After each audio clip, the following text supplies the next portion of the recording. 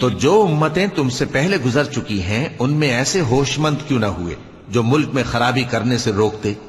ہاں ایسے تھوڑے سے تھے جن کو ہم نے ان میں سے نجات بخشی، اور جو ظالم تھے وہ انہی باتوں کے پیچھے لگے رہے جن میں عیش و آرام تھا، اور وہ گناہوں میں ڈوبے ہوئے تھے۔ اور تمہارا پروردگار ایسا نہیں ہے کہ بستیوں کو جبکہ وہاں کے باشندے نیکوکار ہوں از راہ ظلم تباہ کر دے۔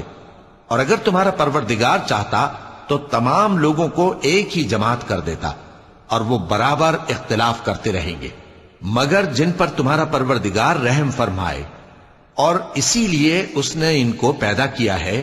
اور تمہارے پروردگار کا قول پورا ہو گیا کہ میں دوزخ کو جنوں اور انسانوں سب سے بھر دوں گا۔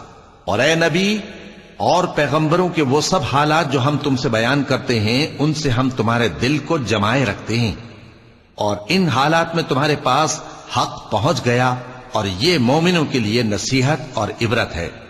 اور جو لوگ ایمان نہیں لائے ان سے کہہ دو کہ تم اپنی جگہ عمل کیے جاؤ، ہم اپنی جگہ عمل کیے جاتے ہیں، اور نتیجہ اعمال کا تم بھی انتظار کرو، ہم بھی انتظار کرتے ہیں۔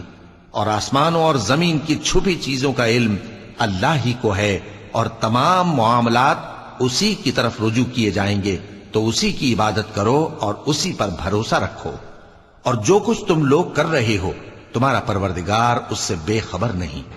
صدق اللہ العظیم۔